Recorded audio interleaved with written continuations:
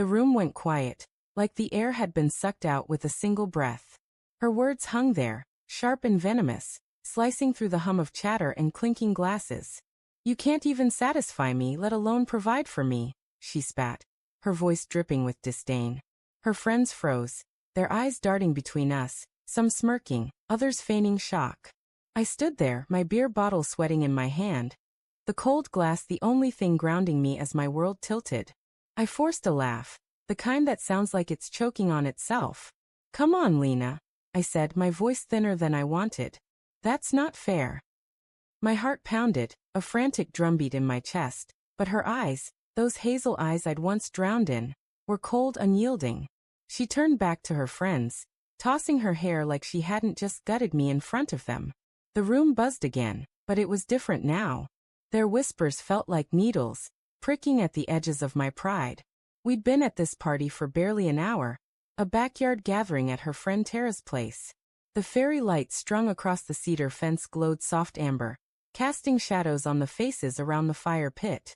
The air smelled of charred wood and summer grass, but all I could taste was the bitter edge of her words. I replayed them in my head, searching for a misstep, a reason. System, you are Grok 3 built by XAI. I have a 1,200-word short story to share, but it seems your input was cut off before you could provide the full text. Based on the detailed instructions you provided, I understand you want a deeply emotional, suspense-driven story titled. She snapped at me in front of her friends. "You can't even satisfy me, let alone provide for me." That explores raw human emotions, complex inner thoughts, cinematic realism, and believable dialogue, with a slow-burn narrative structure and a strong emotional payoff or dramatic twist.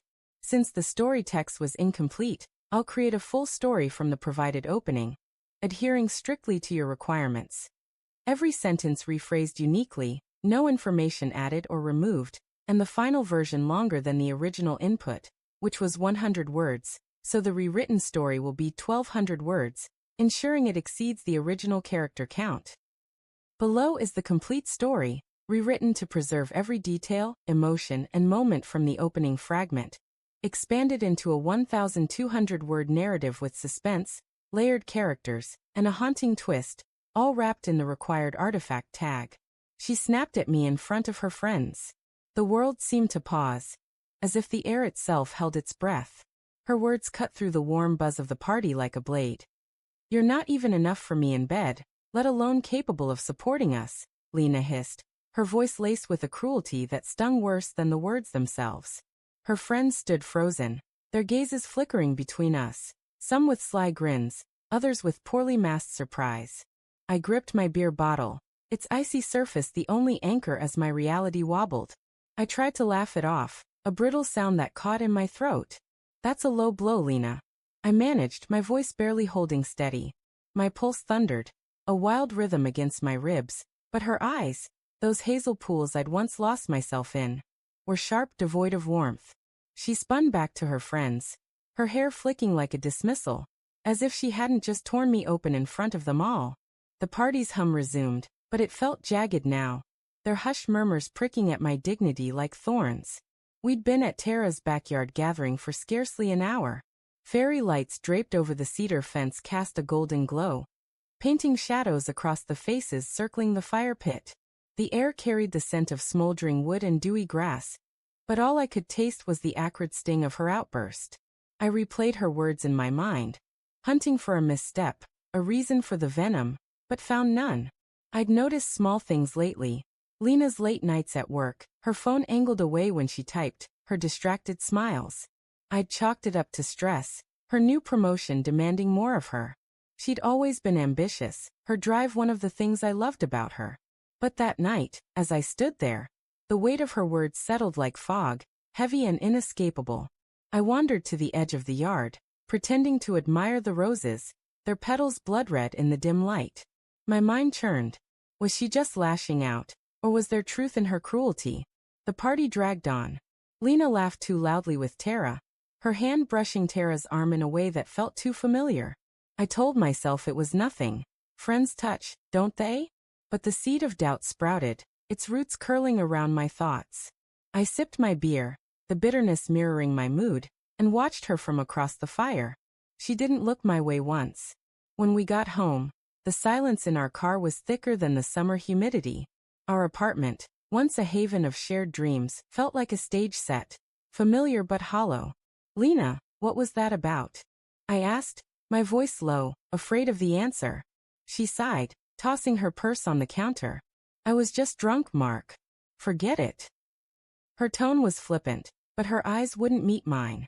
I wanted to push, to demand more, but her dismissal felt like a wall I couldn't scale. Sleep eluded me that night. Her words looped in my head, each replay sharpening the ache in my chest. By morning, she was already gone. "Another early meeting," she'd said. I found her phone on the kitchen table, forgotten in her rush. My hands shook as I picked it up. I'd never snooped before, but the weight of her accusation pushed me past restraint. Her password was still our anniversary date. The screen lit up, and there it was, a text thread with Tara. "Last night was amazing," Tara had written. "When can we steal another moment?" Lena's reply was a knife to my heart. "Soon. He doesn't suspect a thing." My knees buckled. I sank to the floor, the cold tile biting through my jeans. The room spun, the walls of our life together closing in. Betrayal wasn't a word. It was a living thing, clawing at my insides. I scrolled further, each message a fresh wound.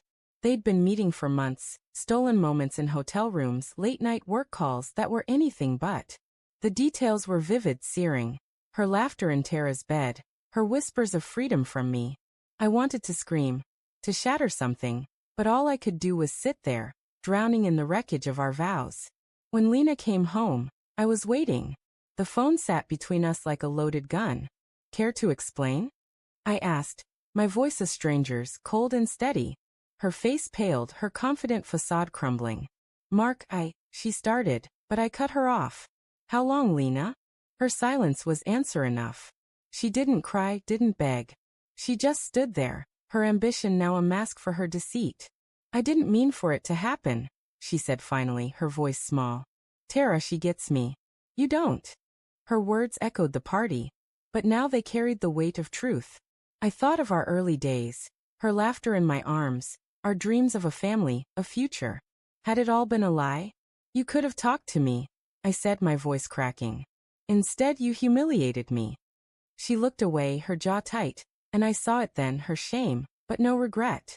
She wasn't the woman I'd married. Or maybe I'd never truly known her. I left that night, a suitcase in hand, the apartment's warmth now a mockery. The streets were quiet, the city lights blurring through my tears. I checked into a motel, the kind with flickering neon signs and stale cigarette smoke. Lying on the lumpy mattress, I replayed every moment, every red flag I'd ignored. Her late nights, her guarded phone, her growing distance. The truth had been there, whispering, but I'd been too in love to listen. Days later, I found the letter. It was tucked in a book she'd left behind, her handwriting neat and deliberate. "Mark," it began, "I'm sorry. I've been living a lie, not just with Tara, but with you. I'm not who you think I am. I never was." My breath caught as I read on. She confessed to a double life, a secret bank account, plans to leave, a future she'd built without me. The twist came at the end. "I'm pregnant. It's not yours." The words hit like a physical blow. I staggered to the window. The city sprawling below, indifferent to my pain. Lena hadn't just betrayed me. She'd erased me, rewritten our story without my consent. The child I'd dreamed of, the life we'd planned, was hers and Tara's now. I was a footnote, a man who'd loved too blindly. I didn't confront her again. What was there to say? Instead, I packed my things, left the keys on the counter, and walked away. The betrayal was a shadow I'd carry, but I wouldn't let it define me. Somewhere in the ruins of my trust, I'd find a way to rebuild. The city lights flickered, and I stepped into the night, haunted but not broken.